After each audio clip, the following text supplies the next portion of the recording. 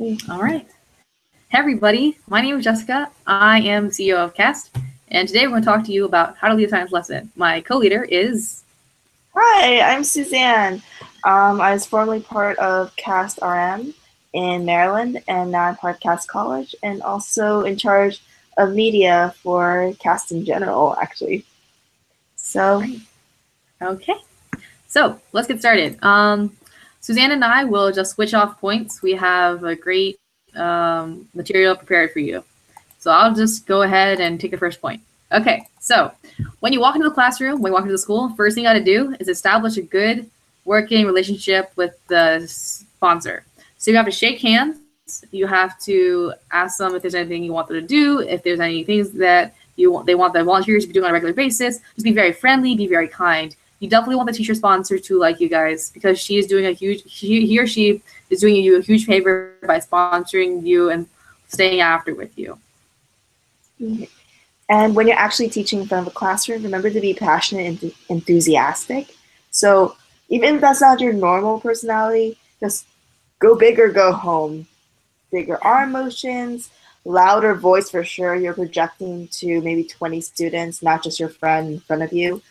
And also feel free to um, be a little more interactive, go off the written material and bring in extra facts or to present extra material on the whiteboard or the smartboard. Yeah, adding on to that, I cannot stress how important it is to be an enthusiastic teacher. Just as I'm being enthusiastic right now, I want the same attitude when you're in front of the classroom because nothing is worse than learning from someone who clearly doesn't care. I'm sure many of you have had teachers like that before or once, and it wasn't fun. So we definitely want to make CAST a fun, interactive program, and we need your help to do that. So please do. Okay, so if someone is shy, like as in is your volunteer shy, a volunteer who's teaching the classroom, there's a couple things you can do. So first, before you even start teaching any of your lesson plans, what I would suggest is to gauge your volunteers' teaching skills ahead of time. So maybe send out a survey, maybe talk to them in person, do a mini interview, see how they teach, ask them to teach you something, just any way you can so you can best prepare the lesson for your students. So if they tend to be more shy, definitely when you're transitioning them into be a teacher, have them co-lead with a couple people first, and then maybe let them teach on their own if they are comfortable enough. Definitely don't pressure them to do something they're not comfortable with, but if you need them as a teacher, try to train them how to do that. Additionally, if they're at a loss for words, let the other person fill in for that sentence or two, but don't take over. You don't want to like totally block out the other person. Just take your time, let them do their thing, and if they need help, save them. But besides that, just let them teach, and hopefully you will have the shy person will become less shy in front of the classroom. And just remember, it's a learning experience for everybody. It took me a while to really get into a teacher mode, and I didn't really hit my like confidence until junior year, and I've been teaching since freshman year. Also, you may find that some volunteers work better with smaller groups. So, beyond just teaching in front of the classroom, you will want to supplement your teaching experience with interactive, like smaller group sessions. And you might find that your volunteer prefers that a lot more and can take more initiative in those smaller groups. Um, Next point is relating back to adding trivia. So a nice way to integrate it is if you go through the session plan beforehand, which you should always do, you can either pull things from the internet, always from a reliable source. Science magazine, Nature magazine tend to have nice shorter articles that you can look for. Um, or you can just use some of your background knowledge. If you're talking about cells and cell mitosis, you can also talk about why they need to divide in the first place, what the benefits are. Just go above and beyond with that. Um, and just don't be afraid to add in information and kind of go off what's written. Just try to make sure that you can back anything that you say with actual references or facts. Right. So while you're teaching, definitely try to integrate drawings, animations, pictures. I know it takes some time and some effort to create animations in PowerPoint. If you can't do that, maybe pull a very short clip from YouTube, anything like that.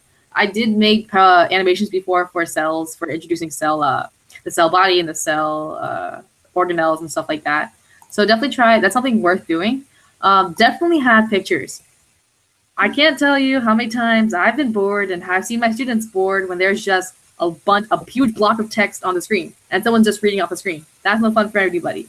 So have pictures, have descriptive pictures, use only a couple phrases per slide, and take them as bullet points. You never want to read an essay. You can say the essay, but just read off the bullet points and elaborate from there and use pictures. There aren't already pictures, draw them on. Okay. So what happened in my the classrooms I taught in was that kids were already arranged in smaller tables of groups of 6 to 7 students per table. And so that made it very easy to break into groups after the main lesson. Having kids choose their own groups can be a little difficult, especially since they'll be shuffling and that eats up time. So I just go with the designated tables. And it's nice if you have multiple teachers in one classroom to just have one teacher take 2 tables and then another teacher take another 2 tables and just really emphasize the interactive portion of CAST. It's really nice being able to engage with individual students than projecting to a whole group. Jessica, anything? I completely agree with that. Definitely smaller groups are more personal. Kids are more likely to speak out and ask questions that way too. All right, so kind of building off of that, when you have these small groups, it's kind of not that welcoming if there's a new face every single time. If you can, do your best to encourage your volunteers to come consistently to at least one elementary school and get to know their students. This is a mutually beneficial thing if the volunteers come consistently. That way, the elementary school students feel much more comfortable learning from someone they know, and they're more likely to ask questions, they're more likely to be more engaged, they're less frightened, less shy around them, and that's so important to to learn more effectively and quicker, is to be excited for it, and you'll give the kids something to look forward to if they know a friend is coming to teach them. Same thing for volunteers. Volunteers are much more likely to show up if they feel a sense of responsibility, like, oh, Katie was going to miss me there, or oh my gosh, I know John was having that issue with that one concept. I want to follow up with him and see if he still gets it now. But just a sense of camaraderie, a sense of friendship, a sense of mentorship, that's something very valuable to the CAST experience as a whole. So I'd highly recommend your volunteers to come in and teach as well as they can and teach as consistently as they can. On that note, in my experience, I knew going into one of my semesters teaching that I wouldn't be able to teach for maybe a month. So I taught for a month, took a few weeks off of CAST to work on competition season, and then I was back. And the kids do miss you. I had a bunch of people who were surprised I was back, which was a little awkward, but they were just really happy to see a familiar face again. And it made you realize the kind of impact you are having. And it's just nice if you can go there consistently. How to deal with uncertainty is an interesting thing. So it's never a great idea to betray large amounts of uncertainty. Just fleshing on that. You want the students to look to you as a source of authority. And as a high school student, you do have a bit of age above them, but not quite the same as a teacher. So you want to make sure you're composed when you enter a classroom. You know what's up with the session plans. If there are any concerns about material, you want to handle those at the beginning before you get too far and then suddenly realize you're missing like the newspaper you needed for the entire session plan. In regards to uncertainty about how to respond to a question, some good ways to handle that are, that's a great question, I will get back to you later, or just if you feel uncomfortable saying the whole "that's a great question" part, I usually go with I don't know about that specifically, but I can get back to you, and we can talk about the general concept as well. If you want to elaborate, if you think they've brought up a good point and you want to elaborate in that area, um, it's just make sure that what you want to see from your teacher, you try to project with your teaching. Right. And when you say you follow up with them, please remember to follow up with them. That builds a sense of trust, a sense of a good teacher-student relationship. All right. So within the CAS lesson structure and the CAS lesson plans, there are several times when we will ask you to have the students enter a little competition, whether it be egg drop or building bridges or building a tower, stuff like that. So there are several tricky things you have to do, things you have to deal with when there is competition. So while you should allow healthy competition, do not let bullying happen between students. Of course, bullying happens everywhere, unfortunately, but we'll do our best at CAS to keep that to a minimum. So remind everyone at the beginning of the competition, at the end of the competition, that every single student there is just as talented and intelligent as the person next to them, regardless on how they do on this one project. All these students at this age, fourth, fifth graders, they all have huge potential for science. So letting one student maybe drag down another student by saying, "Oh, my better is better than yours," remind them that this is the one competition, this is one area of science, and this by no means determines their entire intellectual ability.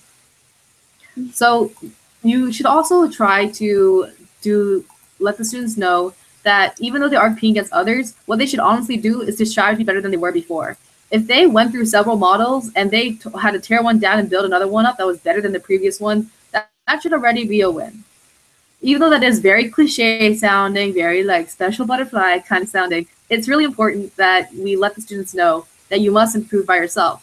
Even in the world nowadays, in the science world, it's very easy to get sucked into that competition, I must beat my neighbor kind of mentality. But truly, there will always be someone smarter than you. There will always be someone who's a little bit better at this. The best you can do is just keep improving and beating yourself. So letting the students kind of think about that and that put that in the back of their heads at a young age is very valuable. And be sure at the end of the competition to give everybody, regardless if there's a nearly flawless project, which I'm not sure happens super often, but please figure out a way to give some constructive feedback first. Constructive feedback is healthy, constructive feedback is good for everybody, and then give your positive feedback. But be sure to treat everyone the same, constructive and positive. Some things. You may see some projects that may be heading in the wrong direction in terms of maybe they aren't adding supports to their tower, or maybe their taping skills are a little off. You can give general pointers, just don't try to take over their project.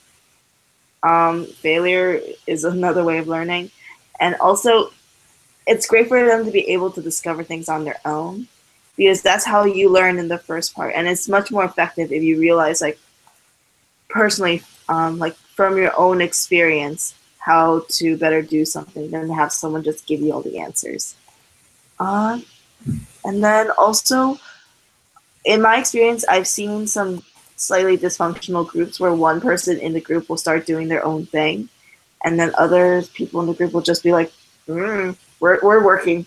Talk to that one person and the group, figure out why they're starting to drift off into their own little island. Usually it's because they had an idea and that wasn't accepted by the majority of the group.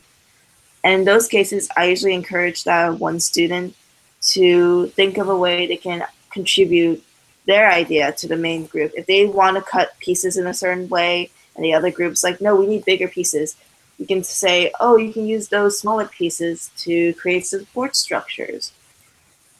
There is some importance to teaching them how to work in a group, even if they don't want to, and that's there is always going to be compromise. And so, in general, I feel like asking them to think of ways to contribute to the overall effort is better than forcing the other way around, unless the larger group is being hostile. Jessica, do you have any feelings on this? And Okay. then the last point, we're dealing with 8, 9, 10-year-olds. There will be, I mean, even in high school, there will be crying. There may be some kids who are being a bit of a distraction in the back. They might be yelling. I haven't had a violent kid before, but it does happen. Or you may have kids who suddenly just walk out and just leave you kind of hanging in the back. Um, some great ways to handle these are bring in the teacher's sponsor. They've been teaching for longer than you. They have a better rapport with the students. They see them almost every day. Um, and they can also handle these situations while you continue teaching the rest of the class. So the focus stays on the science. Um, you can offer support to the teacher sponsor if necessary. They won't always need it, especially if it's just like 1 or 2 people who are having issues.